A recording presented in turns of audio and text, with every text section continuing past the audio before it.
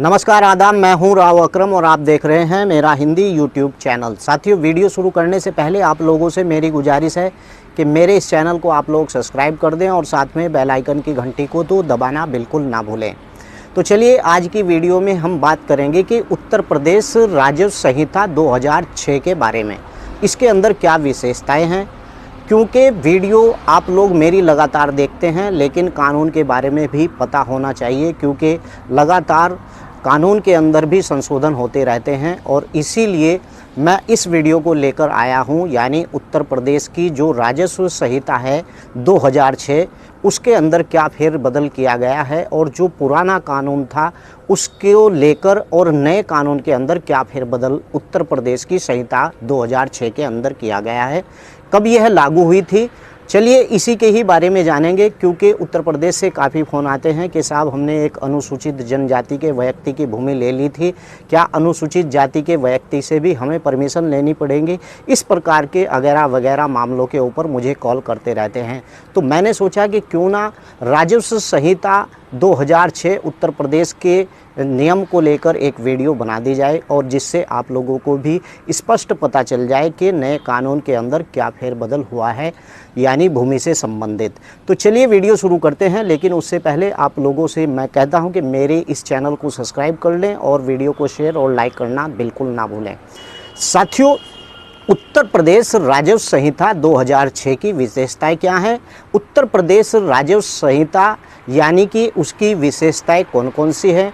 उत्तर प्रदेश राजस्व संहिता 2006 नियमावली 2016 की विशेषताएं कौन कौन सी है, इसी पर भी आज मैं चर्चा करूंगा आप लोगों के सामने वीडियो के अंदर। लेकिन शेयर करें और लाइक करें। हाँ, अगर आपका कोई भी सवाल है, डिस्क्रिप्शन में मेरी वीडियो के नीचे लिख दें, ताकि मुझे पता चल जाए कि आपके द्वारा किस वीडियो को देखकर मुझे सवाल किया गया है। डायरेक्ट मुझे कॉल ना करें, मैं अगर किसी को समय देता हूं वही व्यक्ति मुझे कॉल करे। तो साथियों, उत्तर प्रदेश राजस्व संहिता यानी यूपी रेवेन्यू एक्ट 2006 लागू होने से पहले, यानी कि भूमि की से जो संबंधित अधिनियम पहले कौन सा था, जो 6000 से पहले, यानी जो भूमि से संबंधित पहले जो कानून था वह था UP ZA and LR act 1950, और यूपी लैंड रेवेन्यू एक्ट 1901 प्रचलित थे, यानी 2000 संहिता की पहले जो कानून था वह ये कानून थे। और उसके बाद जो है इन अधिनियमों के समाप्त करके एक नया एक्ट बनाया गया, यानी उत्तर प्रदेश के अंदर, जिसे राजस्व संहिता 2006 कहते हैं। इस संहिता को उत्तर प्रदेश में पूर्ण रूप से लागू भी किया गया है। और कब किया गया? ये 11 फरवरी 2016 में इस अधिनियम को बनाने के बाद इसे पूर्ण, जो पुराने अधिनियम की जो धाराएं हैं, कई इसमें संशोधन किए गए हैं, और जिन्हें मैं आपको इस वीडियो के अंदर उनकी विशेषताएं आपको बताऊंगा। जो पिछला कानून था और जो नया कानून 2006 की संहिता बनी है, इसके अंदर क्या संशोधन हुआ है। तो साथियों, अब मैं आपको बताता हूं कि कौन सी विशेषताएं 2006 यानी राजस्व संहिता 2006 के अंदर आई हैं, कौन कौन से पिछले कानूनों में अब नए जो 2006 में संहिता आई है इसमें क्या फेरबदल किया है।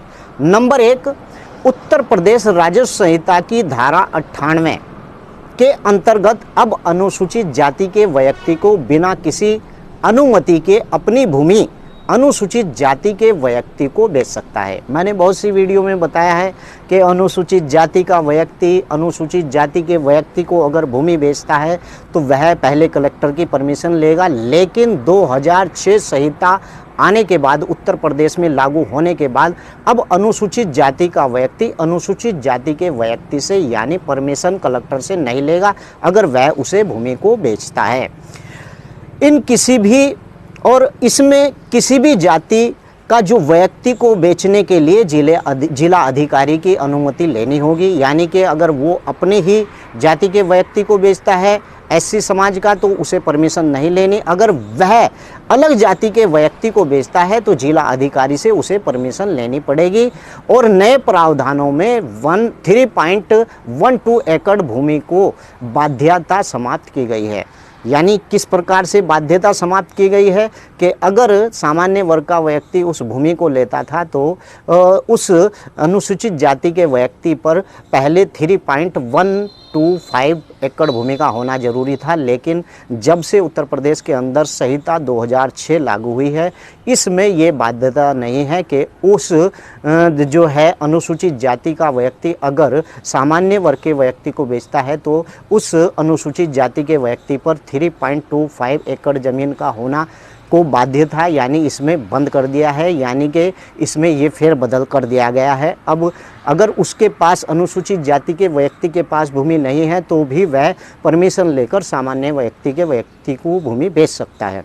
नंबर 2, काश्तकार के अंश का आकलन खतौनी में ही किया जाएगा और इसके अंतर्गत जो अंश निर्धारण का कार्य उसमें ही किया जाएगा। और नंबर 3, आबादी की भूमि का दाखिल खारिज भी होगा और इसमें स्वामित्व योजना के अंतर्गत आबादी का जो इस गाठे का सर्वे है उसे किया जाएगा। और नंबर 4, नई राजस्व संहिता में मेड़बंदी के मुकदमे 3 माह के अंदर निस्तारण करते हुए उसकी सीमा निर्धारित की गई है, यानी 3 महीने के अंदर या तो उसे निस्तारण किया जाएगा।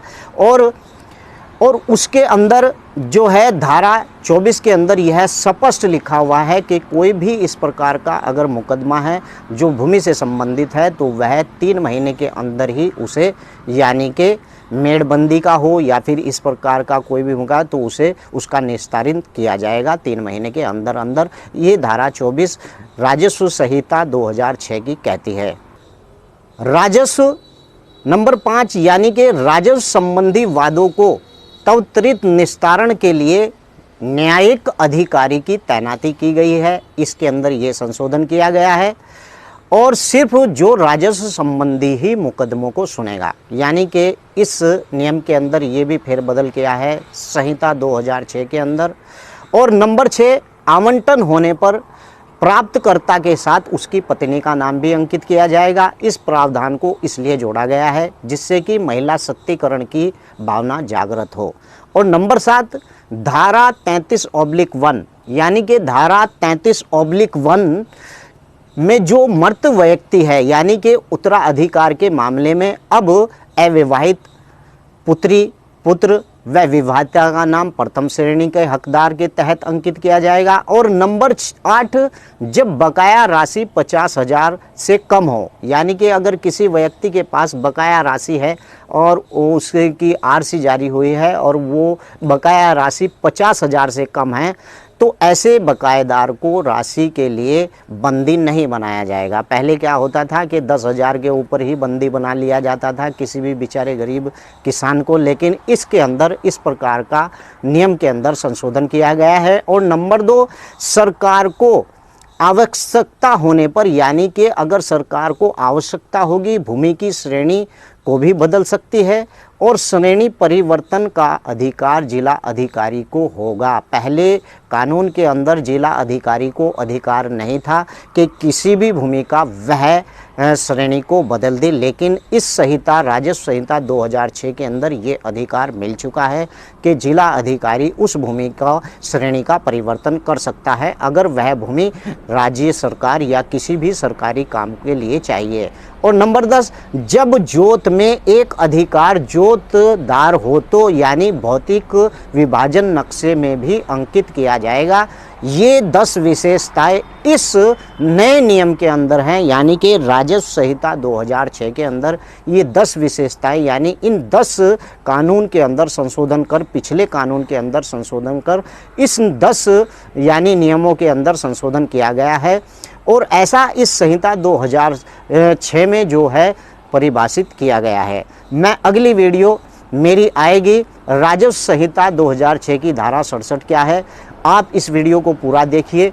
इस वीडियो को पूरा देखने के बाद ही आप लोगों को नियम समझ में आएगा। अगर फिर भी आपके समझ में कोई बात नहीं आ रही है तो डिस्क्रिप्शन में मेरा लिख भी सकते हैं आप और मुझसे जानकारी भी प्राप्त कर सकते हैं।